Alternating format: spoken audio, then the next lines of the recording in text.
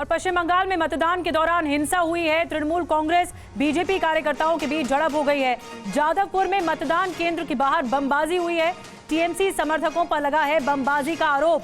जादवपुर में पुलिस का लाठीचार्ज भी देखने को मिला। देखिए तस्वीरें आपको दिखा रहे हैं, पुलिस ने दौड़ा दौड़ा कर पीटा है। यहां पर हिंसा की खबरें थी। जादवपुर से तस्वीरें आपको दिखा रहे हैं। टीएमसी समर्थकों पर बमबाजी का आरोप लगा है और पुलिस ने लाठीचार्ज किया है।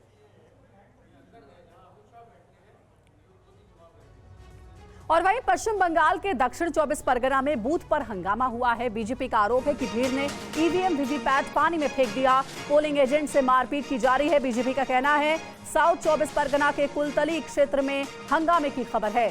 कुलतली विधानसभा के बूथ नंबर 40 और 41 की ये पूरी घटना बताई जा रही है। सातवें और आखिरी चरण के मतदान के दौरान पश्चिम बंगाल से आज फिर हैरान करने वाली तस्वीरें आई। 24 परगना में कई बूथों पर हंगामा हुआ। ईवीएम और वीवीपैट को पानी में फेंका गया। बीजेपी ने यहां पोलिंग एजेंट के साथ मारपीट करने का आरोप लगाया। 24 परगना के भंगोर में लोकतंत्र का माहौल उठता दिखा। सड़कों और झाड़ियों में बम नजर आए। यहां बीजेपी, टीएमसी और सीपीआईएम के कार्यकर्ताओं में हिंसक झड़प हुई, जिसे काबू में करने के लिए पुलिस ने लाठीचार्ज किया।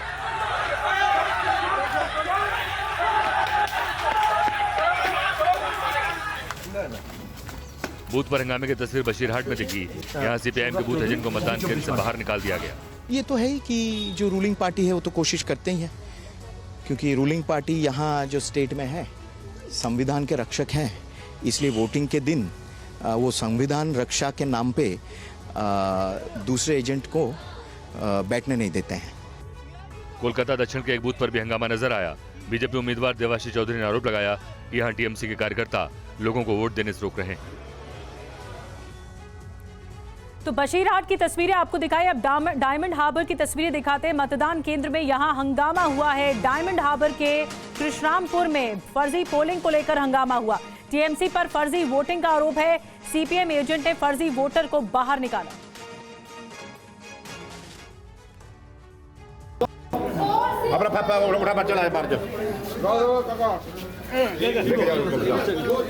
पश्चिम बंगाल की हाई प्रोफाइल से डायमंड हार्बर के कृष्णारामपुर में एक फेक एजेंट को पकड़ने की कोशिश की जा रही है। आरोप है कि भाग रहा शख्स टीएमसी का है, लेकिन बूथ के अंदर बतौर सीपीआईएम एजेंट बनकर बैठा था। सीपीआईएम उम्मीदवार प्रतिकूल रहमान ने जब जांच की तो माहौल को भांपते हुए शख्स वहां से रफूचक्कर हो गया। इस बीच उसके पीछे पुलिस और मीडिया वाले भी भागते रहे, लेकिन वो भागने में कामयाब रहा। पश्चिम बंगाल के कोलताली मेरीगंज में जमकर हिंसक झड़प हुई, जिसमें कई लोगों को चोटें आई हैं और उन्हें अस्पताल में भर्ती कराना पड़ा। बीजेपी और टीएमसी ने हिंसा के लिए एक दूसरे पर आरोप लगाया। तीसरी तस्वीर पश्चिम बंगाल के कस्बा से आई, जहां जमकर हंगामा हुआ। बीजेपी ने आरोप लगाया है कि टीएमसी कार्यकर्ता वोटर्स को धमका रहे हैं।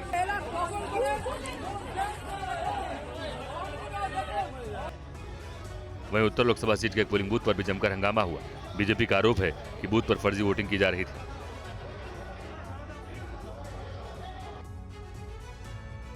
और वहीं बंगाल के दमदम में सीपीएम उम्मीदवार का हंगामा। सीपीएम उम्मीदवार ने टीएमसी समर्थकों से मारपीट की। पहले दोनों के बीच काफी देर तक हुई बहस, फिर तन्मय भट्टाचार्य और टीएमसी समर्थकों के बीच मारपीट हुई है। और ये देखिए तस्वीर आपको दिखा रहे हैं पश्चिम बंगाल के दमदम से, कैसे मारपीट तक की नौबत आ गई। पोलिंग बूथ के सामने ये सब कुछ चल रहा था। कार्यकर्ता आपस में ही भिड़ गए। टीएमसी और बीजेपी कार्यकर्ताओं में देखिए। और इस बीच एक और बड़ी खबर, संदेश खाली में टीएमसी बीजेपी कार्यकर्ताओं के बीच झड़प हुई है। टीएमसी कार्यकर्ताओं पर बीजेपी समर्थकों को पीटने का आरोप है। झड़प के बाद बीजेपी समर्थकों का हंगामा देखने को मिला। बीजेपी ने बूथ एजेंट्स को भी धमकाने का आरोप लगाया है। तो तस्वीरें आपको दिखा रहे हैं, कई बाइक्स में तोड़फोड़ की गई है, कई गाड़ियों में तोड़फोड़ की गई है। पश्चिम बंगाल के में आखिरी चरण को लेकर, मतदान के आखिरी चरण में हिंसा की जबरदस्त खबरें हैं। कई जिलों से हिंसा की खबरें सामने आई हैं। बीजेपी ने बूथ एजेंट्स को भी धमकाने का आरोप लगाया है। बीजेपी ने आरोप तृणमूल कांग्रेस पर लगाया है, तृणमूल कांग्रेस के समर्थकों पर, कि हंगामा उनकी तरफ से किया गया। तृणमूल कांग्रेस के कार्यकर्ताओं पर बीजेपी समर्थकों को पीटने का आरोप लगा है। तो इस पूरे इलाके को तहस नहस कर दिया गया। गाड़ियों में तोड़फोड़ की गई है। मारपीट की गई है, बीजेपी कार्यकर्ताओं की मारपीट की गई है, बूथ एजेंट्स को भी धमकाया जा रहा है। बीजेपी ऐसा आरोप लगा रही है कि ये सब कुछ तृणमूल कांग्रेस ने किया है।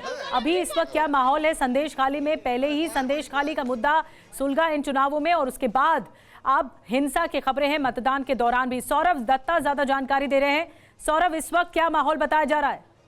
सौरभ, आवाज अगर आपको आ रही हो तो इस वक्त क्या माहौल है? स्थिति को काबू करने की कोशिश की गई है पुलिस के जरिए? देखिए, संदेशखाली के अभी जो हालात है, जो ये बैरमारी का जो 26 नंबर बूथ है वहाँ पे जो हालात है अभी स्थिति नियंत्रण में है, कंट्रोल में है। लेकिन उनके जो वोटर्स है, जो बीजेपी के जो वोटर्स है, वो कह रहे हैं कि अगर जब सेंट्रल फोर्स है वोट के दौरान, अगर इलेक्शन के दौरान, मतदान के दौरान अगर ऐसा हाल रहा तो फिर बाद में जब फोर्स नहीं रहेगा फिर क्या होगा, ये चिंता वो जता रही है। और जैसे कि आप देख रही है कि बंगाल का जो डेमोक्रेसी है, जिसके लिए सारे फेज़, 7 फेज़ों में ही जिसको जो चर्चे में रही है, उसमें जो तस्वीर आ जाए कि एक वोटर का, वो बीजेपी का हो या तृणमूल का है, उनका सर फटा, उनसे खून निकल आया और उसी हालत में उन्होंने मतदान किया। मतदान कक्ष में गए वो आदमी, जो आदमी हिंसा का शिकार हुआ, जो इलेक्शन के हिंसा का शिकार हुआ। फिरोजपुर से बीएसपी प्रत्याशी पर एफआईआर दर्ज की गई है। वोट डालने का वीडियो बनाने पर केस दर्ज हुआ है। बीएसपी प्रत्याशी सुरेंद्र कंबोज ने वीडियो बनाया था। राजपुरा से आप विधायक नीना मित्तल ने भी वीडियो बनाया।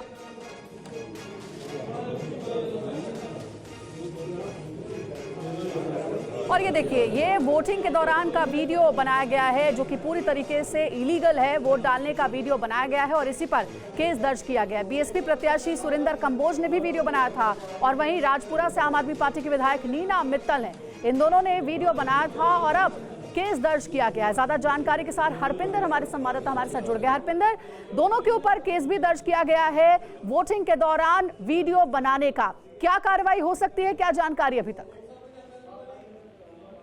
देखिए, बिल्कुल पहले तो डीसी की तरफ से जो दोनों को जो है पहले नोटिस जारी किया गया था और जो पटियाला के डीसी हैं, जो राजपुरा के एमएलए आम आदमी पार्टी के विधायक हैं, उनको नोटिस जारी किया गया है। अभी तक उनके खिलाफ कोई कार्रवाई नहीं हुई है, एफआईआर नहीं की गई है। और जो दूसरे कैंडिडेट हैं बीएसपी के फिरोजपुर से सुरेंद्र कंबोज, उनके खिलाफ एफआईआर दर्ज कर ली गई है और आने वाले समय में क्या कार्रवाई होगी ये अभी देखना होगा, क्योंकि ये बड़ा दोनों ने उल्लंघन किया है। क्योंकि सख्त हदायतें जो थी जारी की गई थी इलेक्शन कमीशन की तरफ से कि ऐसे कोई भी मोबाइल फोन नहीं लेकर जा सकता, लेकिन दोनों ने मोबाइल से वीडियो बनाया और सोशल मीडिया पर उसको अपलोड भी किया। हालांकि नीना मित्तल की तरफ से उसको बाद में अपने सोशल मीडिया हैंडल से हटा दिया गया, लेकिन ये एक जो है उल्लंघन किया गया है दोनों की तरफ से।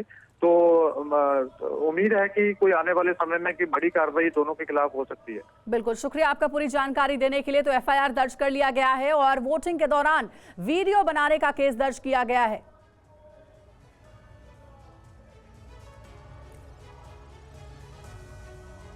और भीषण गर्मी के बीच लोकसभा चुनाव के 7वें चरण के लिए वोटिंग जारी है। आज प्रधानमंत्री मोदी के संसदीय क्षेत्र वाराणसी समेत कुल 57 सीटों के लिए मतदान हो रहा है। 7वें और आखिरी चरण के लिए मतदान जारी है। आज 8 राज्यों और केंद्र शासित प्रदेशों की 57 सीटों पर वोटिंग हो रही है। भीषण गर्मी के बावजूद मतदाता बड़े उत्साह के साथ लोकतंत्र के इस महापर्व में हिस्सा ले रहे हैं। वोट डालने के लिए सुबह से ही पोलिंग बूथ पर मतदाताओं की लंबी लंबी कतारें दिखाई दी। आज जिन राज्यों और केंद्र शासित प्रदेशों में वोट डाले जा रहे हैं उसमें उत्तर प्रदेश और पंजाब की 13 सीट, पश्चिम बंगाल की 9, बिहार की 8, उड़ीसा की 6, हिमाचल प्रदेश की 4, झारखंड की 3 और चंडीगढ़ की 1 सीट शामिल है।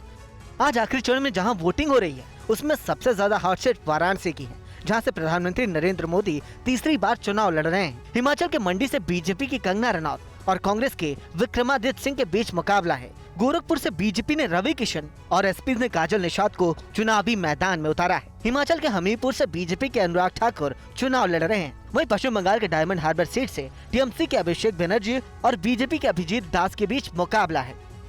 आज मतदान के साथ ही लोकसभा की सभी 553 सीटों के लिए मतगणना संपन्न हो जाएगा। नतीजे 4 जून को घोषित होंगे। आज 57 सीटों के लिए हो रहे मतदान में जानी मानी हस्तियों ने बढ़ चढ़कर मतदान किया है। दिखाते हैं आपको रिपोर्ट। बीजेपी के राष्ट्रीय अध्यक्ष जेपी नड्डा ने हिमाचल के बिलासपुर में अपनी पत्नी के साथ वोट डाला। वो अपने पोलिंग बूथ पर वोट डालने वाले पहले मतदाता बने। तो वहीं हिमाचल के हमीरपुर सीट से बीजेपी प्रत्याशी अनुराग ठाकुर ने पिता प्रेम कुमार धूमल के साथ वोट किया। सीएम योगी आदित्यनाथ ने गोरखपुर में वोट डालकर देशवासियों से ज्यादा मतदान की अपील की। गोरखपुर से बीजेपी प्रत्याशी रवि किशन ने भी पत्नी के साथ वोट डाला। पटना में लालू यादव अपनी पत्नी राबड़ी देवी और बेटी रोहिणी आचार्य के साथ वोट डालने पहुंचे। तो आम आदमी पार्टी के सांसद राघव चड्ढा ने पंजाब के मोहाली में पोलिंग बूथ पर सबसे पहले वोट डाला। यूपी के मिर्जापुर में केंद्रीय मंत्री अनुप्रिया पटेल ने वोट डालने के बाद कहा कि चुनाव में इंडिया गठबंधन ताश के पत्तों की तरह बिखर जाएगा। मिर्जापुर से अनुप्रिया पटेल एनडीए की प्रत्याशी है। पश्चिम बंगाल के कोलकाता में अभिनेता और बीजेपी नेता मिथुन चक्रवर्ती ने भी मतदान किया। पंजाब के जालंधर में हरभजन सिंह ने वोट डाला। पंजाब के सीएम भगवंत मान ने अपनी पत्नी के साथ संगरूर में वोट डाला। बलिया में ओपी राजभर ने बेटे अरविंद राजभर के साथ वोट डाला। गाजीपुर से समाजवादी पार्टी प्रत्याशी अफजाल अंसारी ने वोट डाला।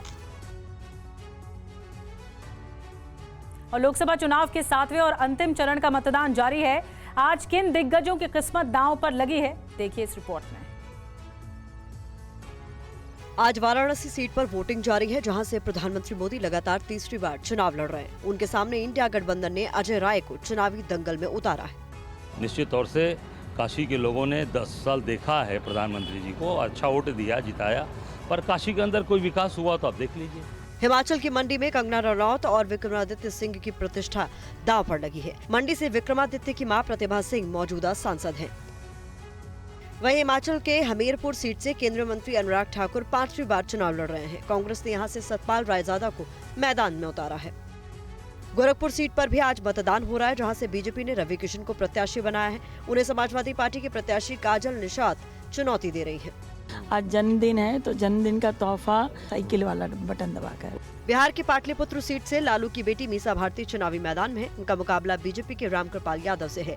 पिछले चुनाव में मीसा भारती को रामकृपाल यादव ने हरा दिया था। पश्चिम बंगाल की डायमंड हार्बर सीट से ममता बनर्जी के भतीजे अभिषेक बनर्जी चुनाव लड़ रहे हैं, जिनके सामने बीजेपी ने अभिजीत दास को उम्मीदवार बनाया है।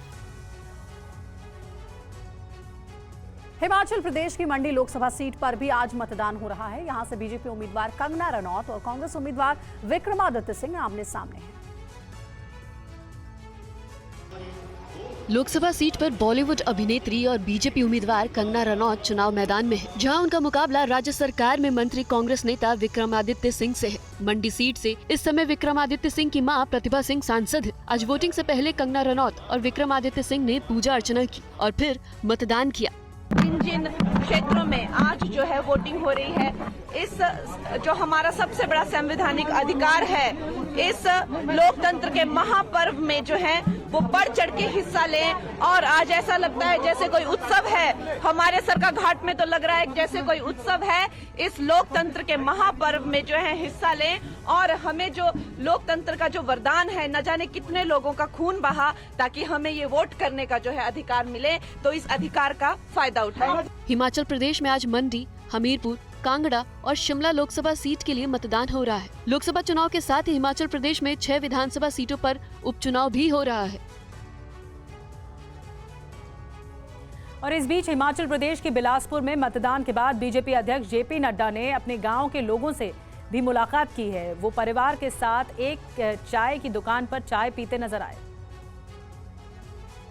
पहले मैं आपको एक तस्वीर दिखाना चाहता हूं कि किस तरह से यहाँ जो चुनाव है अपने नए रंग में है, शबाब में है। बीजेपी अध्यक्ष जेपी नड्डा अपने पारंपरिक कैसे यहाँ पे लोगों से बातचीत कर रहे हैं। चाय की दुकान पे, चाय की टपरी पे बैठे हुए हैं। यहाँ के स्थानीय जो लोग हैं, जो उनके पुराने साथी हैं, उनके साथ चाय पी रहे हैं, नमक पारे खा रहे हैं। यहाँ बैठकर लोगों से बातचीत कर रहे हैं, इंटरेक्ट कर रहे हैं। और अकेले नहीं हैं, उनकी पत्नी है, उनकी बहू है, उनके बेटे हैं और सब परिवार यहाँ। जैसे एक गांव में आम आदमी इंटरेक्ट करता है एक आम आदमी से, वैसे ही वो इंटरेक्ट कर रहे हैं और बता रहे हैं अपनी पुराने दिनों की स्मृतियाँ याद कर रहे हैं कि कैसे जवानी के दिनों में जब कॉलेज में थे तो यहाँ बैठकर घंटों समय बिताते थे, चाय पीते थे और दिन में कई बार आते थे।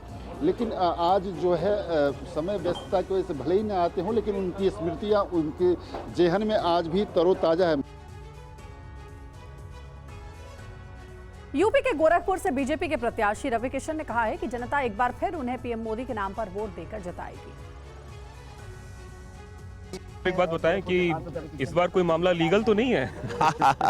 इस बार मामला राम राज्य का है, इस बार मामला सत्य का, विकसित भारत का, सोने की चिड़िया बनेगा मेरा भारत, और मेरा भारत बहुत विराट बनेगा। किसके नाम पे? मोदी के नाम पे, योगी के नाम पे, या आपके काम पे? लोग क्यों आपको वोट करें गोरखपुर में? देखिए, मोदी योगी जी के नाम पे ही वोट मिलेगा। हम लोग कितनों काम कर लें, हम लोग मोदी नहीं बन पाएंगे, जीवन में याद रखना। इंडिया गठबंधन आज बैठक कर रहा है, आप उस बैठक को किस तरीके से देखते हैं? उल्टा होके बैठक करना चाहिए, तब हम सीरियस लेंगे, सीधा होके नहीं करेंगे। और वाराणसी से प्रधानमंत्री नरेंद्र मोदी के सामने कांग्रेस कैंडिडेट अजय राय चुनाव लड़ रहे हैं। उनसे बात की रोविंग एडिटर पंकज झा ने। के जो पुत्र बनकर जो हैं प्रधानमंत्री नरेंद्र मोदी, और बीजेपी का दावा कि ये ऐसी सीट है जहाँ रिजल्ट आउट है, सिर्फ वोटों का अंतर क्या होगा ये कह रहे हैं कि 10 लाख हो जाएगा। अब देखिए वो वक्त बताएगा, आप घूम लीजिए बूथ पर, आपको पता चल जाएगा। निश्चित तौर से काशी के लोगों ने 10 साल देखा है प्रधानमंत्री जी को, अच्छा वोट दिया, जिताया, पर काशी के अंदर कोई विकास हुआ तो आप देख लीजिए। आज वही नलियाँ, वही तार खंबे देख लीजिए खड़े हैं सामने आपके। इनका IPDS हो गया, देख लीजिए आपके सामने है, मेरे घर के सामने है, कहीं बाहर नहीं, मेरे घर के सामने पूरा तार का जाल बिछा हुआ है। ये सब केवल झूठी बातें हैं। जनता इस बार निश्चित तौर से उनको इस बार दक्षिण वो गए हैं और वो निश्चित वहीं पर जाकर आराधना कर रहे हैं। वहीं जो है पहली बार है कि लोकसभा चुनाव में कांग्रेस और समाजवादी पार्टी का गठबंधन है और कांग्रेस 17 सीटों पर लड़े। क्या लग रहा है आपको? निश्चित तौर से इस बार का परिणाम जनता ने मन बना लिया है गठबंधन के पक्ष में, और धुआंधार पोलिंग हो रही है। हर वर्ग, हर जात के लोग इंडिया गठबंधन के साथ खड़े हैं और इंडिया गठबंधन की सरकार 4 तारीख को बनेगी। पूर्व केंद्रीय मंत्री और कांग्रेस के नेता पवन बंसल ने चंडीगढ़ में वोट किया है और इस दौरान TV9 भारतवर्ष संवाददाता मोहित मल्होत्रा ने उनसे खास बातचीत की। पूर्व केंद्रीय मंत्री पवन बंसल ने अपना वोट डाला है, हमारे साथ बात करेंगे। बंसल साहब, वोट डाल दिया, लोकतंत्र का पर्व है, क्या कहेंगे आप? प्रसन्नता है कि वोट डाली है, सभी को इस पे होना चाहिए, गर्व होना चाहिए कि हमें एक वोट का अधिकार है। ये लोकतंत्र की खूबी है और एक एक वोट ही आगे सरकारें बनाती है, इसी से संचालन हमारे समाज का होता है। और लोकतंत्र हम लोगों का है अपनाया हुआ, पंखहीनों को पंख देता है और सभी को बराबर रखता है। ये इसमें ये खूबी है और उसमें बढ़ चढ़ के हमें इस पर्व में, जैसे आपने कहा, ये सचमुच एक पर्व है, इसमें हमें हिस्सा लेना चाहिए। अगर बीजेपी कह रही है 400 पार, आपको क्या लगता है जमीन पे क्या? आज तो बातों का नहीं करें, मैं तो मुझे कोई नहीं है इस वक्त किसी ढंग का नहीं पता। वो तो मेरा ख्याल जुमलेबाजी में कि एक बात वो हो गई, अब वो तो ओवर हो गई है। अच्छा, मनीष तिवारी के साथ नाराजगी अब कोई मेरी नाराजगी किसी से नहीं, नाराजगी ना कभी थी ना नाराजगी है। वो और इश्यूज होती हैं समय समय पे, नाराजगी निजी तौर पे। लेकिन चुनाव प्रचार में सिर्फ आप प्रियंका गांधी जी की रैली में ही नजर आए, बाकी टाइम आप नहीं, मैं इससे बातें नहीं करूँगा। तो पवन बंसल पूर्व केंद्रीय मंत्री सीधे तौर पे उन सवालों से बच रहे हैं। और आखिरी चरण के मतदान के दिन बिहार के पटना में लालू परिवार ने भी मतदान किया। लालू यादव, राबड़ी देवी और रोहिणी आचार्य के साथ मतदान के लिए पहुंचे थे सभी। वहीं बाद में तेज प्रताप यादव और तेजस्वी यादव एक साथ फिर वोट करने पहुंचे। लालू परिवार ने कैसे बीजेपी और एनडीए की हार की भविष्यवाणी कर दी है, आपको सुनवाते हैं। क्या कहेंगी? नारा जो लग रहा है इस बार 400 पार, क्या कहेंगी? 400 पार। आज लोकतंत्र का पर्व है और सभी बिहार के लोगों से, देश के लोगों से अपील है कि घर से निकले, वोट करें। महंगाई, बेरोजगारी, गरीबी लाई है, पढ़ाई है, उनके खिलाफ वोट का चोट करें और घर से निकले। मेरा वोट है मणिपुर की बहनों के लिए, आत्मसम्मान के लिए, उनकी रक्षा के लिए मैंने अपना वोट डाला है। रोहिणी सारण से जीत रही हैं। सारण से इस बार वहाँ की महिलाओं का, बच्चियों का, बहनों की जीत होने वाली है। सुनने में आ रहा है कि मोदी जी भी चले गए मौन में, तो ये साबित होता है कि इंडिया महागठबंधन इस बार जीतने, सरकार बनाने जा रही है संविधान के लिए। 300 पार होने जा रहा है, 300 पार। बिहार की पाटलिपुत्र सीट से आरजेडी उम्मीदवार मीसा भारती ने मतदान के बाद क्या कहा, तेजस्वी ने क्यों कहा ये देश को बचाने का चुनाव है, दिखाते हैं आपको रिपोर्ट।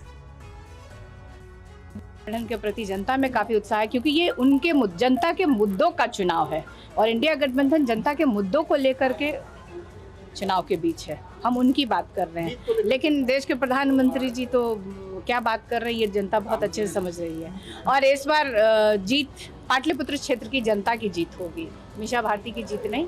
10 साल से इस क्षेत्र की जनता त्रस्त है, देश के प्रधानमंत्री से भी और स्थानीय सांसद महोदय रामकृपाल यादव से। देश को आगे बढ़ाना है तो हम लोग तो एकदम टनाटन, सब लोग पूरा बिहार का मिजाज टनाटन है और सब रोजगार के मुद्दे पर, नौकरी के मुद्दे पर, महंगाई के मुद्दे पर, गरीबी के मुद्दे पर सब लोग जो है इस बार जिन लोगों ने महंगाई, बेरोजगारी बढ़ाई है उनके खिलाफ जो है सब लोग जो है वोट देंगे।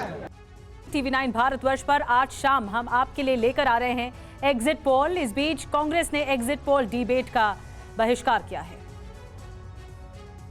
7 चरण के मतदान के बाद देश में किसकी सरकार बनने की संभावना है?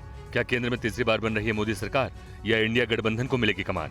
इसे लेकर प्रसारित किए जाने वाले एग्जिट पोल का कांग्रेस ने बहिष्कार करने का फैसला किया है। बीजेपी ने कांग्रेस के इस फैसले को हताशा करार दिया है।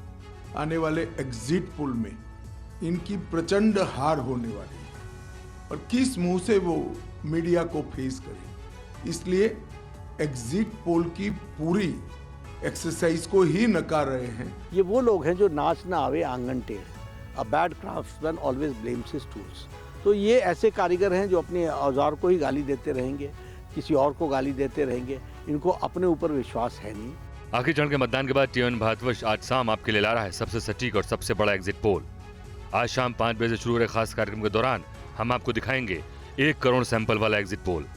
ठीक शाम 6:30 बजे आपके सामने होगा एग्जिट पोल का पहला रुझान, यानी 4 जून के नतीजों से पहले हम आपको ये बताएंगे कि किस सीट पर किसकी जीत का अनुमान है। मतगणना के बाद संभावित नतीजे क्या होंगे। और महाराष्ट्र के पुणे में हुए हिट एंड रन मामले में नया मोड़ आ गया है। पुलिस ने नाबालिग की मां शिवानी अग्रवाल को इस आरोप में गिरफ्तार किया है। देखिए ये report. Pune hit and run case में क्राइम ब्रांच ने एक्शन लेते हुए नाबालिग आरोपी की मां शिवानी को भी गिरफ्तार कर लिया है। आरोपी की मां शिवानी अग्रवाल पर आरोप है कि उसने अपने बेटे के ब्लड सैंपल को खुद के ब्लड सैंपल से बदला ताकि रिपोर्ट में ये साबित किया जा सके कि उसका बेटा नशे में नहीं था। रिपोर्ट में शक होने के बाद दूसरे अस्पताल में ब्लड सैंपल का DNA टेस्ट कराया गया, जिसमें सामने आया कि ब्लड सैंपल 2 अलग-अलग लोगों के थे।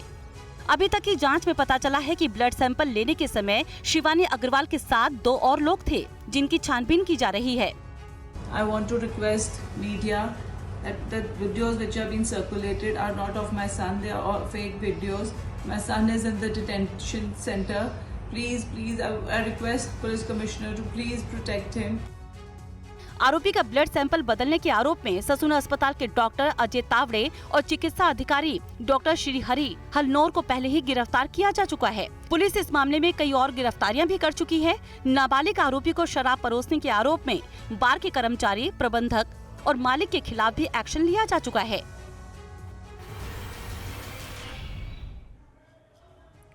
और एक बड़ी खबर है, सलमान खान पर फिर से हमले की साजिश का खुलासा हुआ है। सलमान पर शूटिंग की जगह या पनवेल में हमले की तैयारी थी। लॉरेंस गैंग के 4 शूटर्स को मुंबई पुलिस ने गिरफ्तार किया है। शूटर्स ने फार्म हाउस और शूटिंग की जगहों की रेकी की थी। शूटर्स को AK-47 जैसे हथियारों से फायरिंग के आदेश दिए गए थे। तो देखिए, सलमान खान को लेकर खबर है।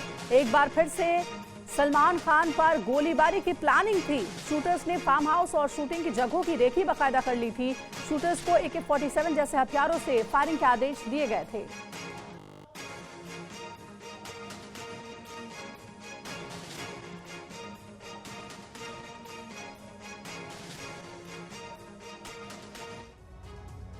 और अब बात मौसम की। देश में गर्मी इस वक्त चरम पर पहुंच चुकी है। आज आखिरी चरण के मतदान के दौरान गर्मी के चलते लोगों की तबीयत खराब होने की भी खबरें सामने आई।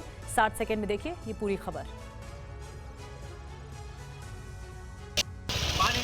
बिहार के आरा में भीषण गर्मी के बीच वोट डालने पहुंचा ये बुजुर्ग शख्स गश्त खाकर गिर गया, जिसमें इनके सिर में चोट लगी है।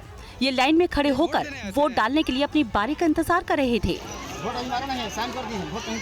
आनंद फानन में मतदान केंद्र पर मौजूद लोगों ने इन्हें अस्पताल में भर्ती कराया। आरा में ही चुनावी ड्यूटी के दौरान एक दरोगा हीट वेव की चपेट में आकर बीमार हो गए, जिन्हें स्थानीय पुलिस कर्मियों ने अस्पताल में भर्ती कराया। एक दिन पहले ही यूपी के मिर्जापुर में आखिरी चरण का मतदान संपन्न कराने आए 6 होमगार्ड जवानों समेत 9 लोगों की मौत हो गई थी। बताया जा रहा है कि 21 से ज्यादा होमगार्ड अभी भी अस्पताल में भर्ती हैं, जिनमें से 2 की हालत गंभीर बनी हुई है।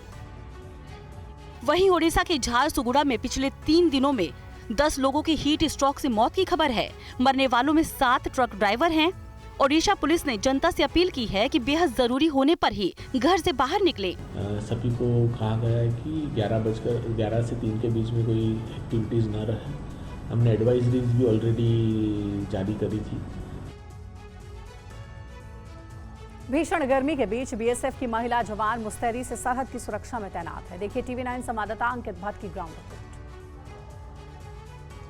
तस्वीरें भारत पाकिस्तान बॉर्डर की है, जहां सांबा सेक्टर में बीएसएफ की जांबाज महिला जवान मुस्तैदी से बॉर्डर की सुरक्षा में तैनात है।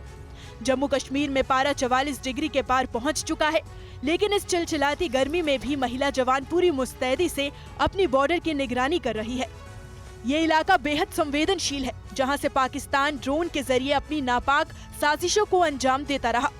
बीएसएफ की ये महिला कमांडोज इस भीषण गर्मी में किस तरीके से हमारी सरहदों की सुरक्षा में लगी हुई है।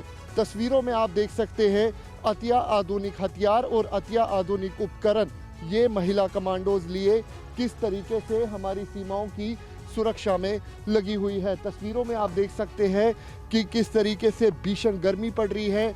इस वक्त की अगर बात की जाए तो तकरीबन 46 डिग्री सेल्सियस है और ऐसे में यहाँ पर आप देखिए कि चुनौतियाँ भारत पाकिस्तान अंतर्राष्ट्रीय सीमा पर हमेशा से ही बनी रहती हैं।